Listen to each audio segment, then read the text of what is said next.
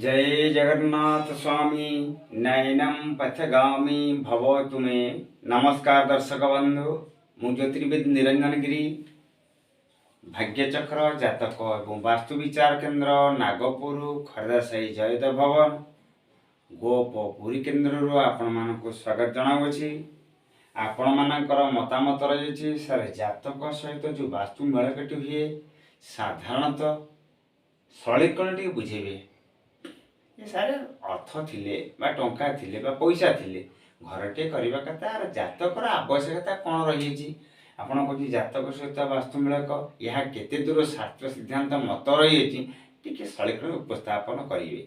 तेरे सचेष्टा करवा गुरुंर अपारपण आशीर्वाद बरु यत्किंचित ज्ञान आपण मानकर भल पाया को आधार करी जातक सहित वास्तु मेलक कौन तेरे कार्यक्रम आगे ना। जय जगन्नाथ, जय माँ करुणामयी महिषामर्दिनी आद्याशक्ति माँ शारदे वरदे मात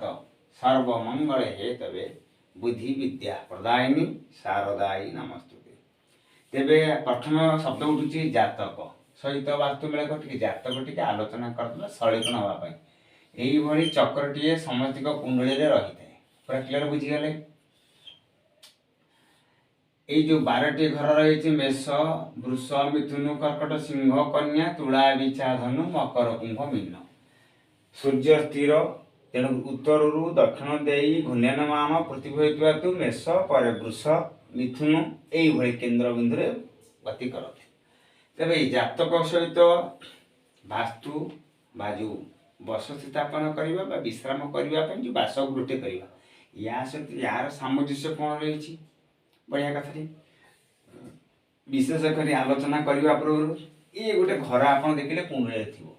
या भितर लिखाई तो 1/1 2/1 एमती लिखाई 27/12 जाए थी। आद्य हूँ 1/1 एठू आरंभ हम शेष हो के 27/12 ता तो 1/1 अश्विन नक्षत्र मेष राशि ठारू 27/12 मीन राशि मान रेवती नक्षत्र मीन राशि पर्यंत 12 गोटी राशि 3टी नक्षत्र भितर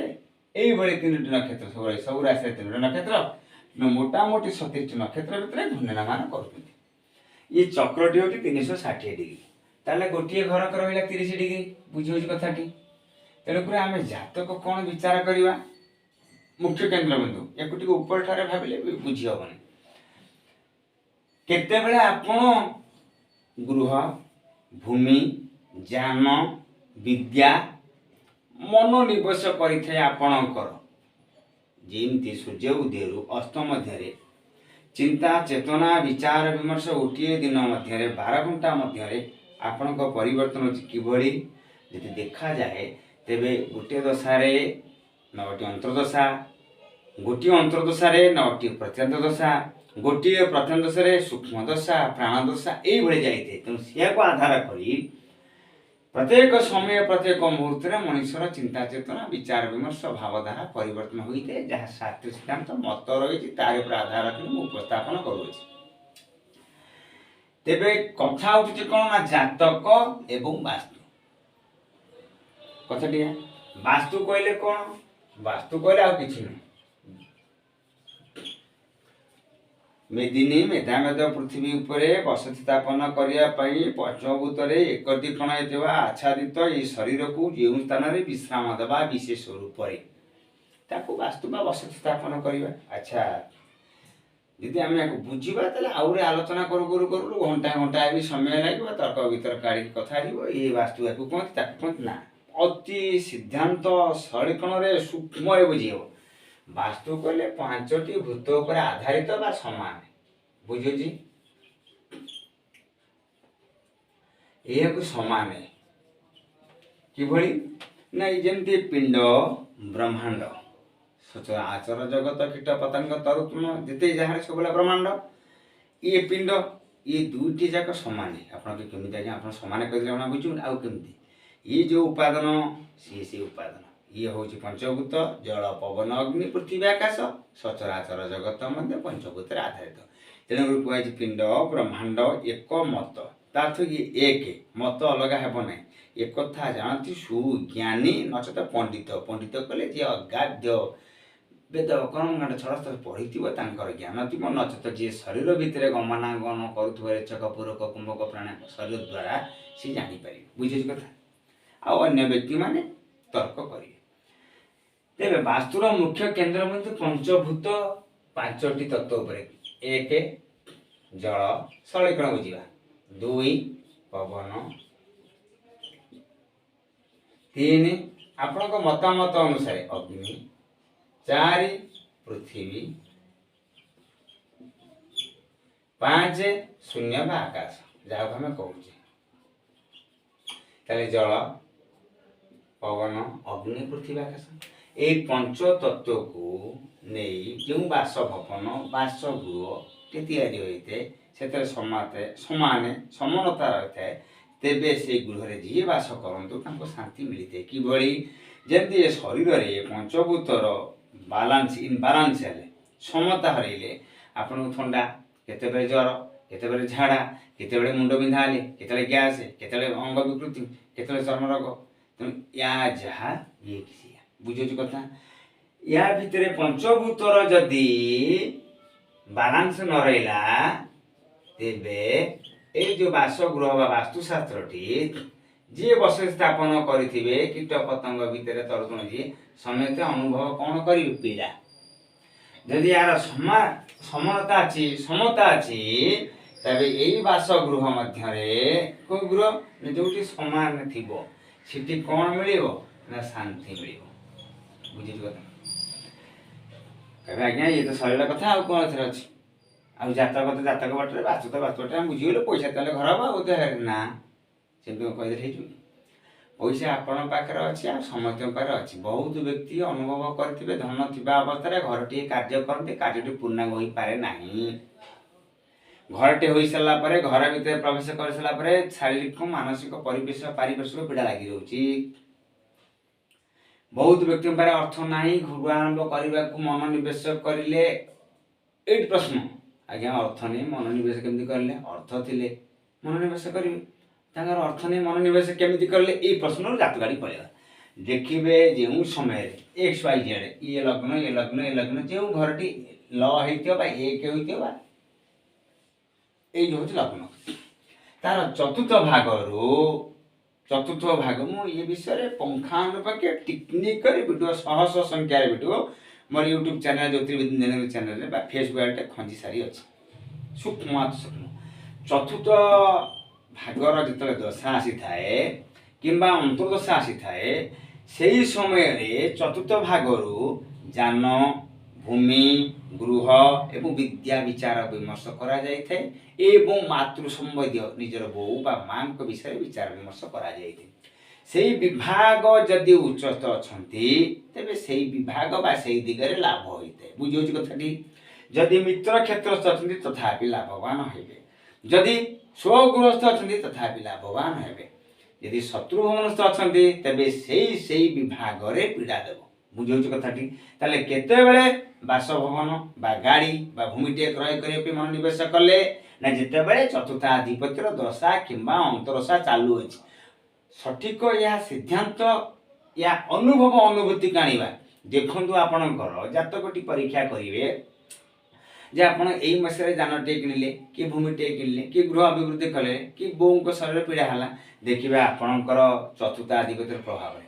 ଯେଉଁ କହନ୍ତି ଆଜ୍ଞା ମୋର ମାତୃଶୋକ ଲାଗିଥିଲା, ଚତୁର୍ଥାଧିପତି ଯଦି ଶତ୍ରୁଘ୍ନ ହେଇଥିବେ 6, 8, 12ରେ ସେ ସିନା ମାଆର ଶୋକ ଲାଗିବ। ମାତୃସ୍ଥାନୀୟ ବା ନିଜ ବୋଉ ହଉ ବା ଶାଶୁ ବୁଢ଼ୀ ହୁଅନ୍ତୁ, ମାତୃସ୍ଥାନ ଲୋକମାନଙ୍କ ବିୟୋଗ ପୀଡ଼ା ହିଁ ଲାଗି ରହିବ। କ୍ଲିୟର ବୁଝିଲେ? ତେଣୁକରି ପ୍ରତ୍ୟେକ ବିଭାଗର ବିଚାର କରିବା ପାଇଁ ବା ସିଦ୍ଧାନ୍ତରେ ପହଞ୍ଚିବା ପାଇଁ ଆମକୁ ପ୍ରଥମେ ଜାତକ ବିଚାର କରିବାକୁ ପଡ଼ିଥାଏ। କାରଣ ବାସ୍ତୁଶାସ୍ତ୍ର ହେଉଛି ଗୋଟିଏ ଯେ ଭାଗର ବିଚାର, ତାର ତ ଗୋଟିଏ ଭାଗ ମାନେ କ'ଣ 30 ଡିଗ୍ରୀ। ଧର ଇଏ ହେଉଛି ଲଗ୍ନ କଲେ, ତାହେଲେ ଚତୁର୍ଥ ଭାଗଟି ଏଇ ବିଭାଗରେ ବିଚାର କଲେ ଇଏ ଅଧିପତି କେଉଁ ସ୍ଥାନରେ ଅଛନ୍ତି, ଏ ଗୃହକୁ କେଉଁ ଅଧିପତିଙ୍କର ଦୃଷ୍ଟି ଅଛି ଏବଂ ଏ ଗୃହେ କି ଅବସ୍ଥାନ ଅଛନ୍ତି, ଏ ଅଧିପତି କେଉଁ ନକ୍ଷତ୍ର ଇତ୍ୟାଦି ଇତ୍ୟାଦି ସେ ସୂକ୍ଷ୍ମ ବିଚାର ଜ୍ୟୋତିର୍ବିଦ ମହାଶୟ ମାନେ କରିବେ। ଆପଣଙ୍କୁ ତାର ଗଣିତ ମାଧ୍ୟମରେ ବିଚାର କରିସାରିଲା ପରେ ଫଳିତ ମାଧ୍ୟମରେ ଜଣାଇବେ। ତେଣୁ ଆପଣଙ୍କ ମତାମତ ଅଛି ସାର୍ ଜ୍ୟୋତିଷରେ କ'ଣ ପ୍ରକୃତ ବାସ୍ତୁର ବିଷୟ ଅଛି କି ନାହିଁ ଆପଣ ଅନୁଭବ କରନ୍ତୁ। ଯଦି ନ ବୁଝିପାରିଲେ ମୋ ନମ୍ବର ତ ଦିଆଯାଇଛି 9937337099। ସଠିକ ଭାବରେ ଆମେ ତର୍ଜମା କରିବା। जे प्रकृत जो समय गाड़ीटे किणले जानटे लाभ होला भूमि कले घर कले बों शारीरिक पीड़ार मुक्ति मिला से समय चतुर्थ आधिपत्यर शुभस्तर प्रभाव मिली कि ना जदि अशुभस्थ अच्छे से दिगरे प्रतिबंधक बाधक मारक तो अशुभत्व मिली ना ना तेणु आम बुझीगले चतुर्थ भागरू चतुर्थ विभाग चतुर्थ पर्यायर वास्तु विषय सूचना मिली थे तेबे आमर मन भितर से समय से विभाग अनुसार केन्द्रीभूत घनीभूत उजीभूत तेजान होता कौन ये कम करी बुझे तेबे आम बुझीगले 12टी घर जे कौन सी घर चतुर्थ हो पारे ये लग्न है ये चतुर्थ ये लग्न ये चतुर्थ ये लग्न ये चतुर्थ ये लग्न तार चतुर्थ ये लग्न ये घर चतुर्थ 1 2 3 4 एम से कौन गणित जो रचुला कौन ये लग्न है 1 2 3 4 रचुला तेरे ये विभाग आम बुझीगले चतुर्थ भाग मिले तेरे मझी अंकर प्रभाव कौन कह आज्ञा तो सर्ट फल मझीर प्रभाव कौन थाए धरा जाऊ मझी गोटे गणित लिखाई 1/1 2/1 एमती क्रमिक भाव में आरंभ कर 27 विभाग में लिखाई तल संख्याटी हूँ राशि सूचना 1 माने प्रथम राशि 12 माने अंतिम राशि 12 नंबर राशि 27 माने 27 नंबर नक्षत्र 1 माने अश्विनी नक्षत्र तेणुक इठू विचार केमती कौन करवा धरा जाओ आपणकर 1/1 लिखाई तार्थ मेष राशि आपण जातक प्रत्येक कार्य करने को गुरुर शुभाशुभ देखी करते तेरे बृहस्पति शुभ देखा जाए किभली ना द्वितीय पंचम सप्तम नवम जदि एकादश बृहस्पति गोचर मत बृहस्पति स्थित थिबा स्थान विचार करवा धरा जो बृहस्पति वर्तमान अवस्थित कौटी कुंभरे आपण सारे मेष राशि घरटे करी शुभाशुभ आसुच नहीं प्रथम पॉइंट आपण मन प्रश्न ला तेरे आम जातक विचार करवा आपणकर दशा अंतर्दशा वर्तमान कौन चलुची कहीं आप घर करेंगे जान करेंगे भूमिटे क्रय करेंगे गाड़ीटे करेंगे मन भितर प्रश्न उंकी मारा तेणु जदि चतुर्थ आधिपत्य दशा चलू थाए गोचर मत बृहस्पति शुभाशुभ चली थाए तेबे ये मनर चिंता चेतना विचार विमर्श भावधारा को बृहस्पति शुभरे परिणत करेंगे जो समय तक चलुवा से समय भितर हम धरा जो आप घर टे कले बहुत क्षेत्र देखिए गोटे वर्ष भर घर टे मुंडी मारी बहुत स्थान में गोटे वर्ष कौन घर टे कर मुंडी मार कारण कौन प्रश्न ये उठब जदि चतुर्थाधिपति दशा आपण आरंभ होती तेबे घर कार्य दशा समय तक धीरे धीरे धीरे धीरे चलो जदि चतुर्थाधिपतिर अंतरशा समय गृह कार्य आरंभ करते तेज से वर्षे कि 2 वर्ष भर गृह कार्य अविलंबे चली चले मुंडी मार जदि चतुर्थ आधिपत्यर अंतरस्थान प्रत्यांश समय गोचर मत सुभाष तत्क्षणात मनर जागृत कर माने भूमिटी क्रय कले कि गृह कार्य आरंभ कले से समय यदि बृहस्पति गति पुणी परिवर्तन होले प्रत्यांतर कटिगला तेज से गृह कार्य अविलंबे स्थगित रही थे सीटी आप वास्तुर जातकर मेल कौन कहे जो विश्वकर्मा जो वास्तुविधि से भागटी देते से भागटी भूल बुझे कथाटी किंतु आपण टिकनिक बुझतु अच्छा बुझीगले जातकर 12टी भाग मध्यरु चतुर्थ भाग विचार विमर्श किभली हुए मझी गणित अनुसार कौन होते बृहस्पति शुभाशुभ नहीं होते ये जो मझे राशि थाए बृहस्पति अवस्थान करिथिबा मो पाई शुभ कि अशुभ धरा जाओ तुला राशि बृहस्पति कौन थब तेज बृहस्पति कुंभरे तुला बिछा धनु मकर कुंभ तार तो पंचम बृहस्पति मु जो कार्यटी विद्या बा धन बा गृह बा भूमि किंबा जान ये विभाग जो मन मोर जागृत होची ताहा बृहस्पति शुभ दिगरे लाभ है प्रक्रिया बुझिगले जातकर सूचना दिए वास्तु पाई जातकर सूचना दिए जान पाई जातकर सूचना दिए भूमि क्रय विक्रय बा चतुर्थ पर्याय विभाग तेरे बासभवन संपर्क में आलोचना करवा कौन ना बासभवन कहले आम जानिले जे पंच तत्व पर आधार कले गोटे बासभवन टी ताले जल प्रथम में जानिबा जल भौगोलिक मत अनुसार जल है 3 भाग तल गोटे भाग पिंडरे मध्य सिया जल 75 भाग यदि शरीर को मोटामोटी 100 धरा जाए 75 भाग रक्त आ 25 भाग मांस तेबे ये स्थान रे सेमती विचार विमर्श केमती करबा ना धरा जाऊ बासभवन भूमिटी यही धरा जाऊ आपन 4 कोणिया भूमिटी मु नउछि याकू कौन कले ये पूर्व ये हूँ पश्चिम ये उत्तर ये हूँ दक्षिण तेरे जल को यदि तीन भाग धरिबा तेरे ये जो पूर्व हेले ये पश्चिम ये उत्तर ये दक्षिण हेले तेरे ये पूर्व उत्तर है ईशान्य पूर्व दक्षिण है अग्नि उत्तर पश्चिम है वायु दक्षिण पूर्व पश्चिम है नैऋत्य बुझे कथा जल तीन भाग तो स्थान काल पात्र अनुसार धरा रोटी जाइए स्थान ये ईशान्य कोण बसैवा कथा ट्यूबवेल बसई पारे ना जल तो संग्रहण कले आप संग्रह करेंगे ये बसी पारे भूमिर सूचना ना घरटे वायु कोण करेंगे वायु कोण सुविधा नहीं नैऋत्य कोण करेंगे तेणुक जल को तीन स्थान में संग्रह करने मूर्तिकार स्थान निरूपण कर जल को ऊपर छात उपर संग्रहित करने तीन कोण दिखाई ये एक ये स्थान एक बुझे कथा उत्तर ये दुई ये स्थान तीन तेणुक जल स्थान हूँ तीन तेणुक पूर्वर बिंदु ठारू दक्षिण बिंदु मध्य जल को संग्रह करेंगे ना ऊपर गच संग्रहित रखिए ना तेणुक जल स्थान तीन बुझे कथा पवन पवन कले प्रवेश कहीं मुख्य द्वार प्राण अपान समान उद्यान व्यान तेणु ये गृह मध्य प्रवेश ठीक ना जहाँ को आम कहे मुख्य द्वार बंध तेबे से स्थान में प्रतिबंधक बाधक लगी थे धरा जो आपणकर ठंडा होगला नाकटी रुंधीगला आपण को शांति लगुच कि से समय पाटी पटी निश्वास ना ठीक से ही जदि जेकोसी दिगरे स्थान काल पात्र अनुसार बहुत प्रश्न आसे सारे दक्षिण दिग मुहई मो घर बहुत अशांति से कथा मुझे कहनी अशांति चेष्टा कले कौन आप चकड़ा लगे बुलेदेवे पूर्वमुखी ना से शब्द लगे बाप राणे ढिकीगिड़ी जहाँ पितृ पौतृक संपत्ति जहाँ आपको प्राप्त होती जदि गच्छित संबल किसी अच्छे आपको त्याग कले अमेरिकार किଣିले मुझे मना करी तेणु न मिलला तेणु ये रहा पड़ो तेणु सीठी कौन कर से भूमि की निंदे ग्राम सड़क को निंदे जो दिग को थब से दिग को 8 भाग करी सत शांति दया क्षमा धर्म अर्थ काम मोक्ष 4 दिग 4 कोण मिसिला 8टी भाग करी 3 4 5 प्रथमे शरीर द्वितीय धन तृतीय बंधु चतुर्थ जान पंचमे सम्मान षष्ठे रोग सप्तमे विपुलाच अष्टमे रोग तेणु 8टी पर्याय विभाग करी बंधटी निरूपण करा जाइथिए मुख्य द्वार प्रवेश बंध बुझुछ कथाटी तेणुक से अनुसार आपण मुख्य बंध निर्भर तेणु ये बंध हिसाब से देखिले काक खर स्वान गज किंतु गज माने हाथी मध्यम स्थान जातु ठीक 3 4 5 आरे मध्यम स्थान बंधटी रखिथिबे तेणुक आपन को प्रशस्त हम मुख्य बंधटी सबले ज्येष्ठ रखिए श्रेष्ठ रखिए बलिष्ठ रखिए गरिष्ठ रखिए से जो द्वार मध्य लगे तो सब चौड़ा लगे से द्वार मध्य प्रशस्त रखिए तापर प्रस्थान कम रखिए किभली आपन जी भोजन करेंगे दिन को 3 बेला भोजन कले 4 बेला लाट्रिन गले ताले कौन हम ओम गंगा सालान लगे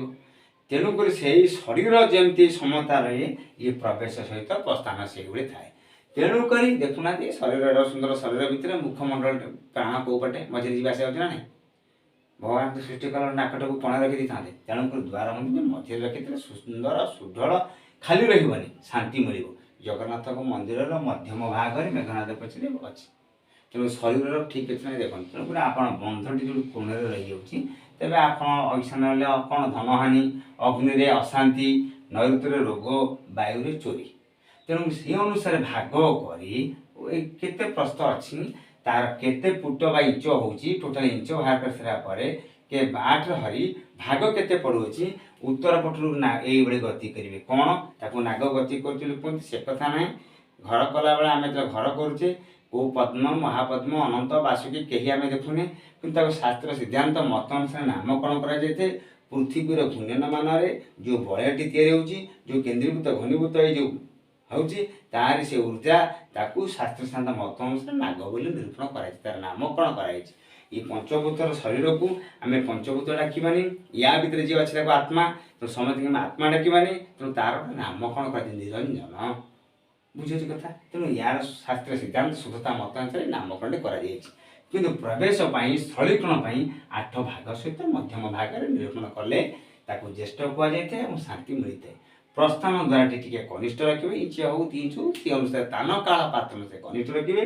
ताठू द्वार बंधना सब कनिष्ठ रखुए या आउ कम ज्येष्ठ श्रेष्ठ बलिष्ठ गरिष्ठ मान्यता तापर कनिष्ठ मध्यम तापर कनिष्ठ घर भितर दुआर बंध को बंध मुख पकेबे ना। या द्वारा कौन हुए जड़े व्यक्ति सहित जड़े व्यक्ति कथा समय मुख को मुख लगुच आमर साधारण अम्लजान ने अंगारकाम छाड़े सी सीधे अम्लजान ने अंगारकाम छाड़े या भितर आमको निजक कौन लगे शांति लगे कि तेणु ये द्वार बंध गोटे घर भितर जो बाष्प बाहर जो अम्लजान बाहर अंगारकाम बाहर जो पवन टी बाहर ये घर पवन प्रवेश करा द्वारा ये घर सहित ये घर कौन शांति पड़े ना। तेणुक बंधटी कम्बिनेसन टी चेंज कर घर भितर कौन मुख द्वारा बंध सामान रखिए ना। तेणुक आम ये आलोचना कले पवन बा द्वारा बंध क्या कहती झरकार समानता कि नहीं से स्थान काल पात्र अनुसार प्रযোज्य कर बहुत व्यक्ति मानकर बहुत दर्शक प्रश्न अच्छे सारे दक्षिण देव झरकार खराब पश्चिम दिग खराब कौन कर पूर्व दिग द्वारा कले भल द्वारा जो कही सूर्य किरण पड़े पूर्व दिगरे घर है कौन करेंगे। तेणु शास्त्रीय सिद्धांत कौन स्थान में मत ना ये दिग शुभ ये दिग अशुभ। तेणुक आप स्थान काल पात्र अनुसार सरलीकरण बुझापी नचते विकृत होते आप निजे से घर शांति थे थरी जब मानसिक विकृत चिंता पहुँचीगला आप अशांति अनुभव करें। तेणु जीवन चलीज शांति टी पाइपर तेणु अति सरल यथा संभव हो पार मुझे सचेष्टा कर मानसिक शांति किभली पाइपर जो पैतृक संपत्ति अच्छी जहाँ अच्छी सी दक्षिण को मुख था पश्चिम को मुख था पूर्व को उत्तर को था कि ईशान अग्नि बाहर था सीटी से स्थान में आपण बासगृहटी सठिक अच्छी कि ना पंचभूतर समान समता रही नहीं सिया को देखिले शांति मिल पार। अग्नि अग्नि है सीमित तेणुक अग्नि की आउ कौन स्थान रखिए ना इठी रखिले कौन अग्नि कौट नहीं श्वास जठरा अग्नि बाहर सब अग्नि सूर्य तेज अग्नि तेणुक अग्नि स्थान टी पूर्व बिंदुठार ये दक्षिण भितर अग्नि कोण ये पाकशाला करेंगे। तेणु रंधन कार्य कोण अधिपति ग्रह है स्वयं शुक्र से टपिक अलग ये अधिपति ग्रह बृहस्पति इठी रवि इठी शुक्र मंगल राहु शनि चंद्र बुध। अच्छा अग्नि स्थान रखीदे गोटे स्थान में सीमित आउ सब स्थान को अग्नि स्थान रोषशाला करेंगे ना। तेणुक अग्नि पाकशाला तेणु भोजन टी सुस्थ रही थे खाद्यर रस रसर रक्त रक्तर हाड़ हाड़ मांस मांसर अस्थि अस्थिर चर्म चर्मर लोम लोमर ब्रह्म ब्रह्मर ओज ओजर तेज तेज वीर्ज। तेणु ये कले से खाद्यर स्वादिष्ट रही है बल वीर्य साहाय्य करते। अच्छा पृथ्वी आपन को पृथ्वी गोला कर आपन को भाग्य कर सारापर जी जोड़िक आपड़ कर किए आप भूमि सकाटाकार होगा कि वर्गाकार होगा कि त्रिभुजाकार होगा कि वृत्ताकार होगा बुझे कथा से स्थान में आयतकार करी सबू कोण 90-90 रखी चारि भाग समान रखिए दुईटी आयतकार करेंगे से अनुसार भूमि निरूपण कर घरटी तेरे से शांति मिल। आउ जो भूमि धरा जो पूर्व को छाड़े कि उत्तर को छाड़े कि दक्षिण को छाड़े कि पश्चिम को छाड़े से स्थान काल पात्र अनुसार पोथीस्थ विद्या परहस्तगम ये कौन काम को नुहति प्रयोजन मुझे गुड़ाए घोषित स्थान काल पात्र प्रयोग कर स्थान काल पात्र देखिकी प्रयोग कर दिग छड़ा क्यों दिग बढ़िया पड़ो बुझे कथा। आकाश कहले कौन मेदिनी मेदाबद पृथ्वी ये शरीर जमी नाभि अच्छी शून्य अच्छी मातृगर्भ द्वारा पटे आम जीवन निर्वाह करते सेमती ये शरीर वास्तुर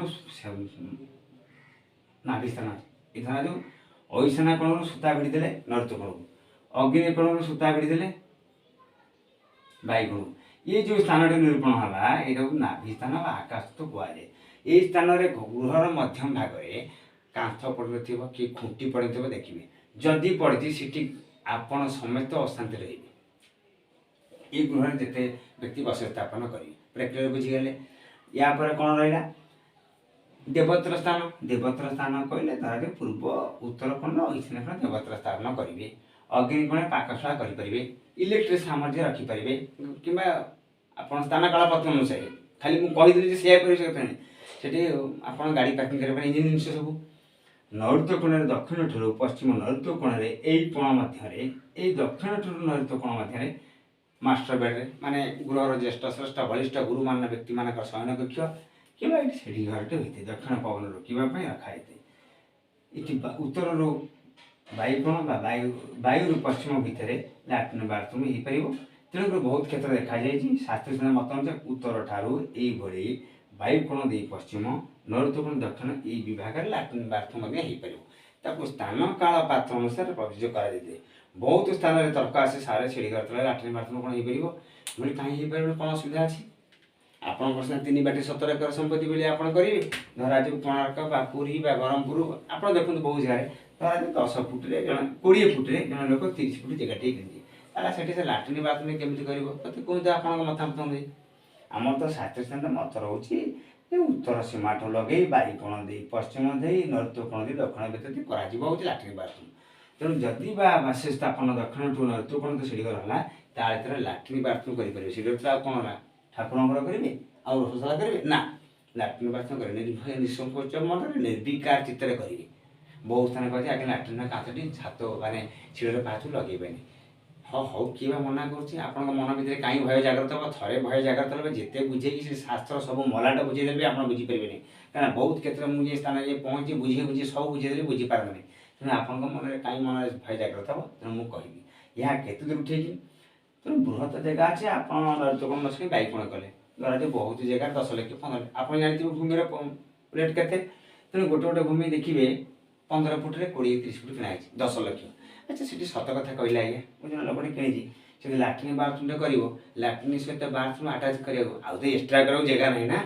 ଗୋଟେ ଲାଟ୍ରିନ୍ ଗୋଟେ ବାଥରୁମ୍ କରିବ ଇମ୍ପସିବଲ୍। ତେଣୁ କରି ସେ କ'ଣ କରାଯିବ ନା ଲାଟ୍ରିନ୍ଟେ ବାଥରୁମ୍ କଲେ ସର୍ବନିମ୍ନ 4 ଫୁଟରେ 8 ଫୁଟ ହେଲେ ଲାଟ୍ରିନ୍ ବାଥରୁମ୍ ହେଇପାରିବ। ଆଉ 25 ହେଲେ ଆପଣ ନିଜେ ବୁଲିପାରିବେ କମ୍ଫର୍ଟେବଲ୍ ଲାଗିବନି। ତେଣୁ 4 ଫୁଟ 8 32 ସ୍କୋୟାର ଫୁଟ ପଳେଇଲା ତାହେଲେ ଆପଣଙ୍କ ପାଖରେ ଅଛି 20ରେ 400 ମାତ୍ର ସ୍କୋୟାର ଫୁଟ କରିବେ କ'ଣ?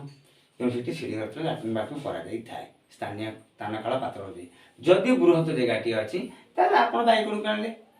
ବୁଝୁଛି କଥା। ତେବେ ଜାତକ ଏବଂ ବାସ୍ତୁ ଏହା କେତେ ଦୂର ସିଦ୍ଧାନ୍ତ ରହିଲା ମୁଁ ବୁଝେଇଲି, କ୍ଷମା କରିବେ। କହିବା ସମୟରେ ତ୍ରୁଟି ବିଚ୍ୟୁତି ହେଇଯାଇପାରେ ଉଦାହରଣ ଦେବା ସମୟରେ। ଆପଣ ଏଥିରୁ ଭଲ ଯାହା ସଂଗ୍ରହ କରିବେ ମୋ ପାଇଁ ଯାହା ଶିକ୍ଷଣ ତାକୁ ପ୍ରଦାନ କରିବେ। ତେଣୁକରି ଜାତକ କ'ଣ ରହିଲା ଏହା ଯୋଗୁଁ କେତେ ନିର୍ଦ୍ଦିଷ୍ଟ ସିଦ୍ଧାନ୍ତରୁ ବାସ୍ତୁ ନିରୂପଣ କରାଯାଇଥାଏ, ବାସ୍ତୁରେ କ'ଣ ସଠିକତା ରହିଅଛି ଏବଂ ଆମ ବାସ ଭବନଟି ବା ଗୃହଟି ଠିକ୍ ସେ ତିଆରି ହୋଇଛି କି ନାହିଁ ଆପଣ ଅନୁଭବ କରିପାରିବେ। ଯଦି ଜାଣିପାରୁନାହାନ୍ତି ତେବେ ମୋ ନମ୍ବରଟି ଦିଆଯାଇଛି ସେ ନମ୍ବର ମାଧ୍ୟମରେ ଆପଣ ବାସ୍ତୁର ନକ୍ସାଟି ପଠାଇ ପାରିବେ ବା ସ୍କେଚ୍ କରି ମୋର ସେଇ ହ୍ୱାଟ୍ସଆପ୍ରେ ପଠାଇ ପାରିବେ। ସାର୍ ଠିକ୍ ଅଛି ଭୁଲ ଅଛି ଏ ବିଷୟରେ ଆମେ ଶାସ୍ତ୍ରୀୟ ସିଦ୍ଧାନ୍ତ ମତ ଅନୁସାରେ ଆଲୋଚନା କରିପାରିବା। ତେବେ ସୀମିତ ସମୟ ମଧ୍ୟରେ ସମ୍ୟକ ରୂପେ ଯଥକିଞ୍ଚିତ ଜ୍ଞାନ ଗୁରୁଙ୍କ ଆଶୀର୍ବାଦରୁ ଆପଣମାନଙ୍କ ଭଲ ପାଇବାକୁ ଆଧାର କରି ଅତି ସଳଖ ଯଥାସମ୍ଭବ ହୋଇପାରିବ ମୁଁ ସତ ଚେଷ୍ଟା କରୁଛି ଉପସ୍ଥାପନ କରିବା ପାଇଁ। ତେବେ এই କାର୍ଯ୍ୟକ୍ରମଟି କେତେ ହୃଦୟସ୍ପର୍ଶୀ ଆପଣଙ୍କୁ ଲାଗିଛି ମୁଁ ତାହା ଜାଣିନାହିଁ। ଆପଣମାନଙ୍କର ମତାମତ ଅପେକ୍ଷା ରହୁଛି। ଯଦି ମୋ ଚ୍ୟାନେଲଟି ଭଲ ଲାଗୁଥାଏ ଚ୍ୟାନେଲଟିକୁ ସବସ୍କ୍ରାଇବ୍ କରିଥିବେ, ଲାଇକ୍ ସେୟାର କରିଥିବେ, ସୁମତାମତ ପ୍ରଦାନ କରିଥିବେ। ସେ ଭଲ ପାଇବାକୁ ଆଧାର କରି ସାଦର ହୃଦୟରେ ମୁଁ ଗ୍ରହଣ କରିବି ଏବଂ ତାକୁ ସଂସ୍କାରିତ କରି ଶାସ୍ତ୍ର ମତସ୍ଥ ଗୁରୁଙ୍କ ଅନୁପ୍ରାଣିତ ଜ୍ଞାନ ମାଧ୍ୟମରେ ଆଉ ନୂତନ କ'ଣ ପରିବେଷଣ କରିବା ପାଇଁ ସଚେଷ୍ଟା କରିବି। ଏବେ ରହୁଛି ଜଗତର କଲ୍ୟାଣ ହେଉ, ଜଗତର ମଙ୍ଗଳ ହେଉ। ତ୍ରାହି ମାମ୍ ହରିଙ୍କ ଚରଣାର୍ଥ ହରିଙ୍କ ପାଦ ପଦ୍ମ ଶରଣଂ ସାର।